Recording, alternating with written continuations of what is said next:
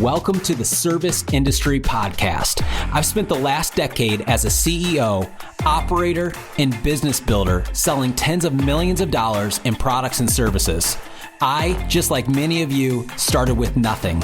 My mission for this podcast is to help you become the greatest version of yourself, help you grow and scale your business, and create the life you've always dreamed of. I'm your host, Matt Smith. Enjoy the episode.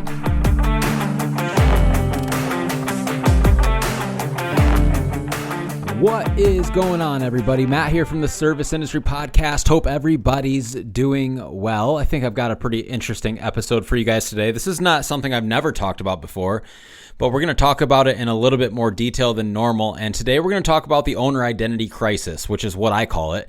But basically, we're trying to figure out why your business may be stagnant, or if it's not stagnant, why you might find yourself stagnant in the future and how you can overcome it. And one of the main things, especially in home service businesses, that I see when coaching people on a regular basis is what I call the owner identity crisis, which means you are either the technician, the manager, or the visionary, and you are basically stuck in bottlenecking the business because of where you're at in the company and things need to change. And so we're going to talk about those three things, what they are, what they look like, how you can overcome them, all that fun stuff today. It's going to be really valuable. So before we dive in, as always, you guys know I own ServiceIndustryCoach.com.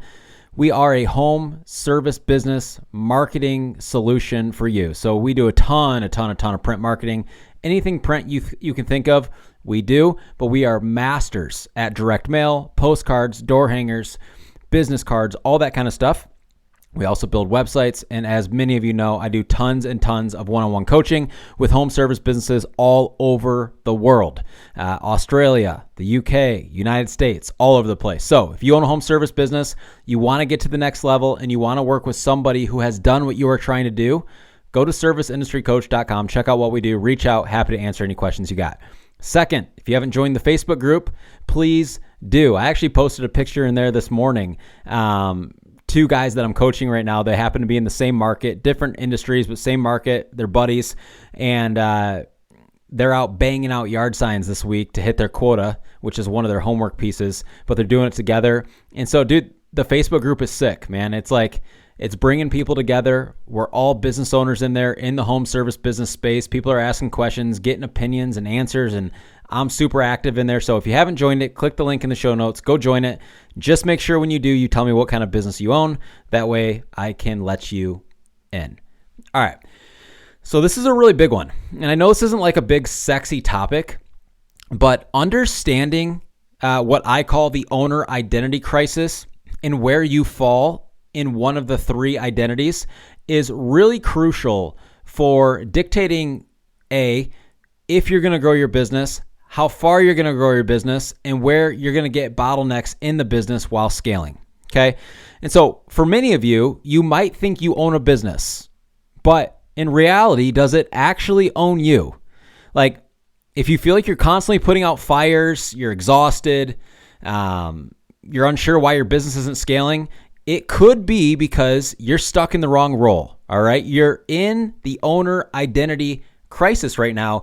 And today we're going to dive into, honestly, I believe it's one of the most important mindset shifts for home service companies. Now, of course this can apply to other industries, but I see it massively in the home service business space, of whether people are acting like a technician, a manager, a visionary, and more importantly, which one does the business actually need right now to get you to where you want to go? All right, so let's just real quick just kind of dive into these three. So I'm sure a lot of you guys understand this to an extent, but I just want to make sure we're really clear on what these three identities are. So technician, right? We could call these like the doers, okay? So this is where everybody starts. Unless you're buying a business that's doing, millions of dollars a year, if you're starting from scratch, we're all starting as the technician. We're all starting as the doer. So this is where most of us start. And here's where most home service business guys stay, okay? They're good at the trade. And honestly, like, it's so funny because I've talked to so many people in this space. They all think they're the best. They're the best in their town at what they do, okay? It doesn't matter how big they are or how small they are. they're better than everybody else. Okay. They could be doing 50 grand a year in revenue, but they'll tell you how they're so much better at their trade than the company down the road doing 10 million. Okay. All they talk about is quality of the service provided, not the customer experience, the actual turning of the wrenches, the actual cutting of the grass. Okay. The service. So for example, the technician, you're going on every job. You're doing all the estimates. You're closing the deals. You're servicing the customer. You're doing the physical labor thing that the customer is paying for. That is the identity of what we call the technician. Okay, pretty clear. Second one, the manager. Now, the manager I would also like to sometimes call the organizer. Okay, this person, they love checklists. They love structure. They love control. They love to keep the business organized, but they can become a bottleneck and micromanage, okay? So, for example, you're managing everyone's schedule, okay? The managers, maybe they're in charge of managing all the schedules. They're answering the calls. They're triple checking all the details. Is the permits ordered? Every little thing. This is the manager. They are the organizer of the business. These people are needed, okay? This is a needed role. But that is what I call the manager or the organizer kind of is. The third one is the visionary, okay? This is the leader of the company. Now, this is where a lot of entrepreneurs fall. They are visionaries. We as entrepreneurs can see things that people can't, okay? They're the dreamers. They're the risk takers. They're obsessed with growth, okay? They're looking 5 years down the road. But here's the problem, is a visionary without structure can create chaos inside the business, okay? They can leave chaos behind them. So for example, we as visionaries, we as leaders, as entrepreneurs, we're full of ideas, but our teams can't keep up and execute. Okay, and you guys have heard me say this before. I've seen this so many times, you guys. I've seen owners destroy the trust of their team because they're full of so many ideas that every single week they come into their team meetings with a new idea, but the team hasn't even executed the idea that they were given the last week or the week before or the week before, and before you know it, the team loses trust in the visionary. Okay, so that's number 3.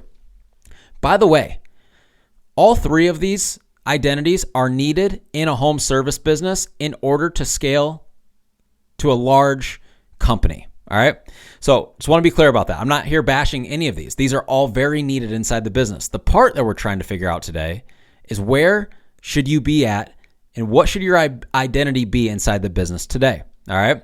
So let's talk about the tension between these roles, because I mean, if you own a business where there's all 3 of these roles already, you know.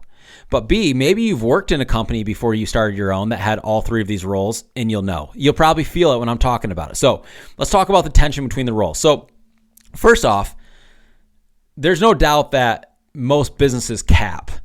Let's just call it, even really, honestly, only 7% of home service businesses ever get to 7 figures a year. So before 7 figures. And the reason, most of the time, is because the owner never evolves, okay? They wear all 3 hats, but one is usually dominant in each person that I've noticed, okay? And that's either where the business grows or stalls. And so some examples of conflict would be, let me think here.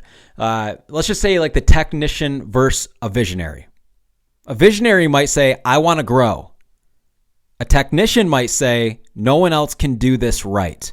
Nobody can do this like me.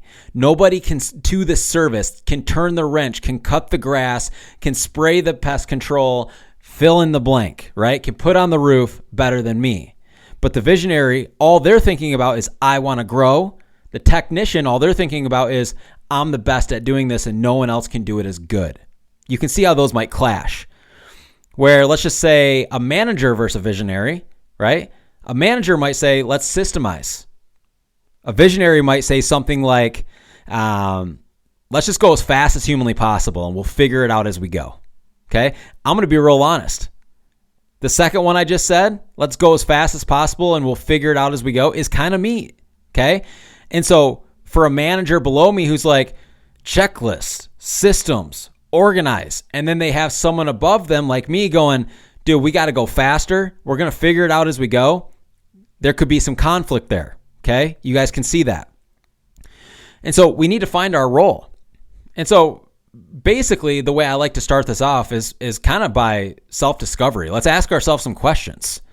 Like when I say these three roles, okay, which is the technician, the manager, or the visionary, which one do you naturally gravitate towards? Like when I say those, not even necessarily which one are you in right now, but which one do you gravitate towards naturally? Like what sounds most like you? Okay, so you can answer that for yourself. It's going to be different from everyone. I've got friends that are extremely organized, task-oriented, and they're going to be like manager, right? I've got guys that think they're the best at turning the wrench, technician.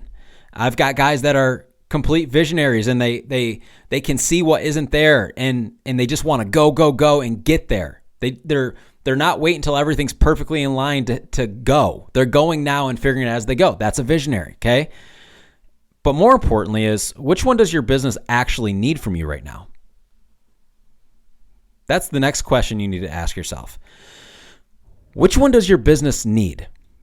Because just because you might gravitate towards being a technician, you might be the bottleneck of your business getting to the next level right now, because what it actually needs is a manager. Okay? So where do you spend most of your time in the business? And I like to ask these questions because, it's kind of a self-reflection thing. You're like, geez, I spend all of my time doing this one thing. And if I look back at what's actually important, which depending on where you're at might be marketing and generating sales, or maybe it's putting systems in place, right? Maybe it's more of a manager role, or maybe it's the overall vision of the business. Where do you spend most of your time? Okay. What tasks drain you?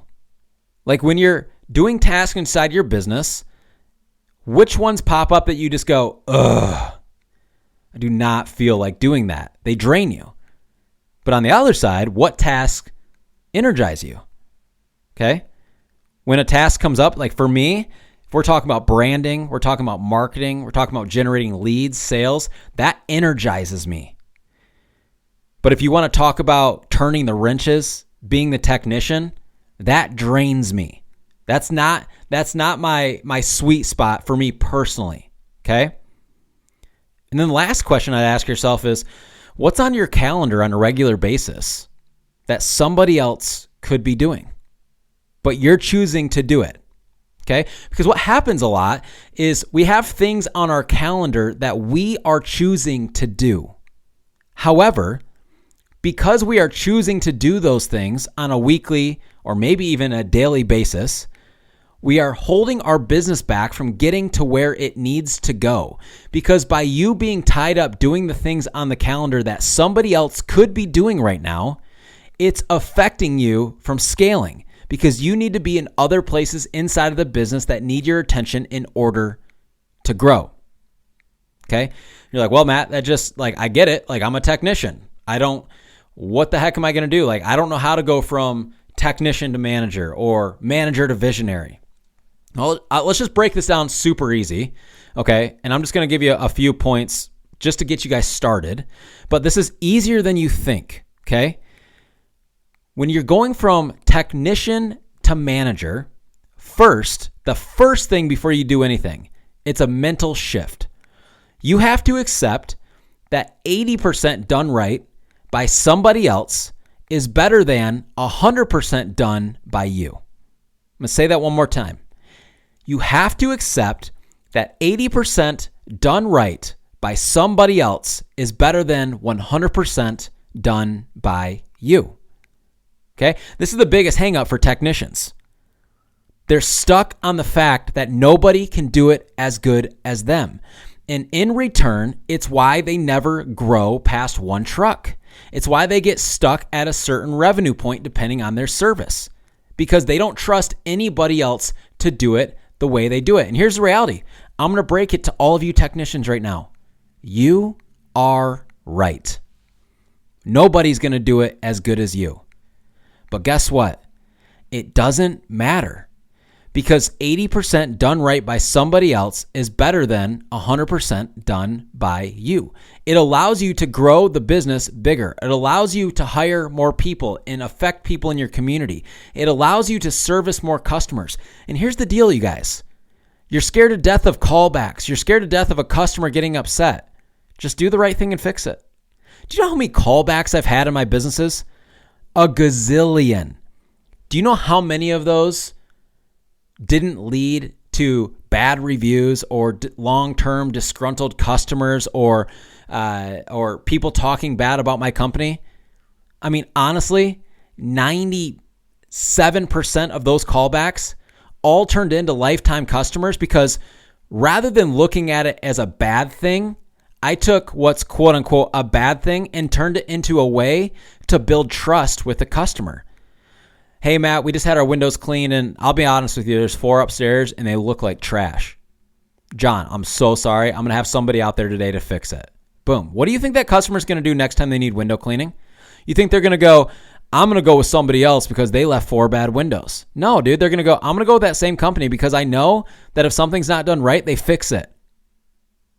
I just overcame what all of you technicians literally dream inside your head all day, every day, and smashed it. And now your mindset and everything you've ever believed is gone. Okay? Because the way that you're looking at things bad, I'm looking at ways to build trust. Now, do I want callbacks? No. But if we get them, we use them as an opportunity to prove to the customer that we're different than everybody else. Okay? We're human beings. We all make mistakes. We all miss things. We all turn the wrench the wrong way every now and then. It's not how you turn the wrench. It's how you fix the problem when the wrench got turned wrong. Okay? So from moving from technician to manager, the first thing is accepting that mindset. The second thing is you guys just need to start documenting your processes. So when you go out every day and you service customers, document the process. What do you say to the customer when you knock on the door? Write it down. Okay? Document it. When you're cleaning the carpet, what's step 1 through step 10 that they need to know? Make a checklist. Okay? It's this easy. And then here's the next thing is you don't just say one day, I'm no longer a technician. No. You take everything you documented and you start to slowly delegate small tasks first. Okay? You do this for 2 reasons. 1, you do it for you because most technicians are psychopaths and they think they're the best at everything and they're never going to be satisfied. So if we delegate small tasks first, it allows the technician just to take small bite sizes out of making this shift. But second, it sets our staff up to not fail, right? We're not just throwing all the stuff at them at once. We're just throwing really small tasks that they can succeed and build confidence in, and then we slowly start to give them more and give them more. When you do this, it allows you to go from being a technician to a manager, okay?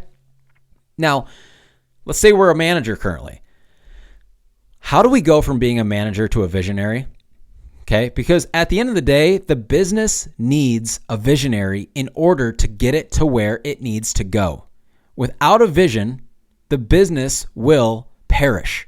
It will go away. So how do we do this? Well, the first thing is you have to learn how to hire and promote a qualified, okay, and reliable operations manager. There's just no way around it. You've got to have an operations manager on board inside of your business in this position. Okay? Secondly, we need to set long-term goals and remove ourselves from the daily decision making. Now, this is really hard for people that naturally are managers. They're organizers. They're micromanagers. Okay? Like, this is really challenging because at the end of the day, they feel the need to be in every single tiny decision. But I'm here to tell you that if you want to scale the business and you want to go from manager to visionary, you have to allow your team, you have to give them permission to make daily decisions without you.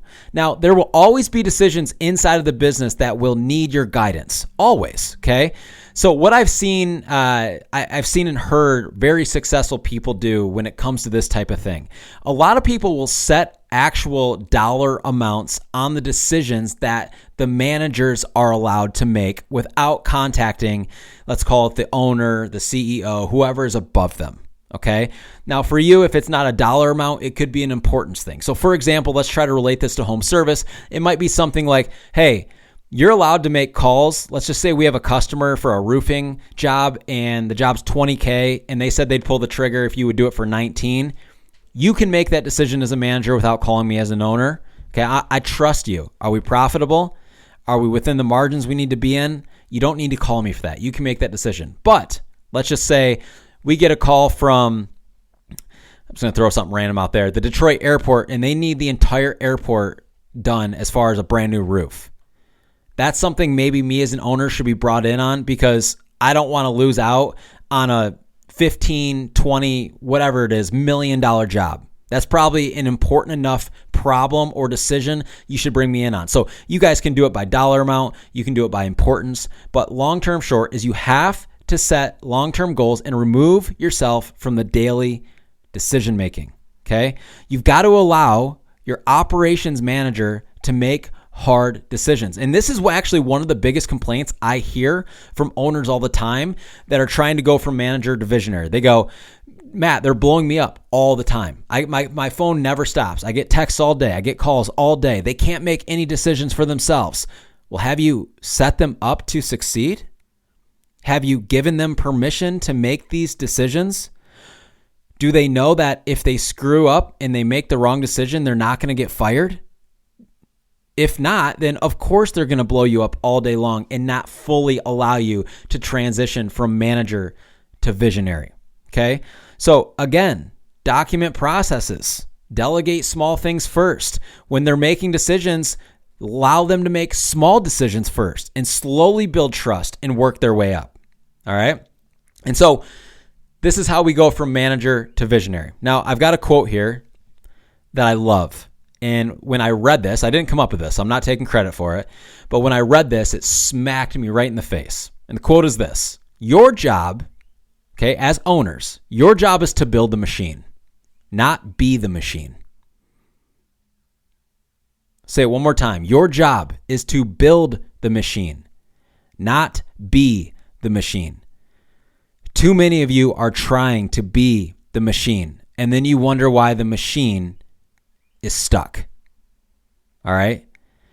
You've got to knock it off. I love that quote so much. Like, that's one of my favorite quotes when it comes to business, especially in the home service business space. Your job is to build the machine, not be the machine. All right, so here's what we're going to do. A couple action steps. I want you guys to do a weekly time audit. All right, where are we spending most of our time? Write it down. We need to figure that out. Where are we spending most of our time, and can we delegate some of those tasks elsewhere? All right, I want you to identify your default role. All right, what role are you currently in, and what role do you need to be in? Realistically, what role do you gravitate towards, but what role does your business need right now? And then I want you to pick one role, and I want you to grow into it for the next 90 days. Now, here's the deal. This can be rushed. All right, this can be rushed. So if you're brand new in business and you're a technician, you're like, I want to be a manager. You might not be ready. All right. If you're not doing enough revenue to essentially replace yourself, you're just not there yet. But you're going to know when you're there when the business starts to bottleneck and it stops growing. You can't take on more work. That's honestly in the home service business space, the biggest one. I'm stuck. I'm booked out 4 weeks. I can't take on any more jobs, blah, blah, blah. That's the biggest one. Well, that might be a good time to start looking into, is it time for me to evolve my identity inside of the business? Okay. For the manager role, you might find yourself being so entrenched inside of all the systems and inside the business on a weekly basis that you have no time for vision. Okay. Might be a good time that it's time to evolve from manager to visionary. And so if this episode hit home for you, if you can kind of feel like, man, that's kind of me right now, don't just listen to this and do nothing with it. Okay? Actually try to implement some of the stuff we're talking about. Like, I don't jump on here to share the stuff because I just want to talk. You guys know I don't put out episodes if I don't have anything to say. That's why I don't always have an episode every week, because I don't necessarily have something super important I think is going to move the needle in your business. But this will, okay? You guys were built for more, but it starts with stepping into the role that you were meant to play. And it starts with stepping into the role that your business needs.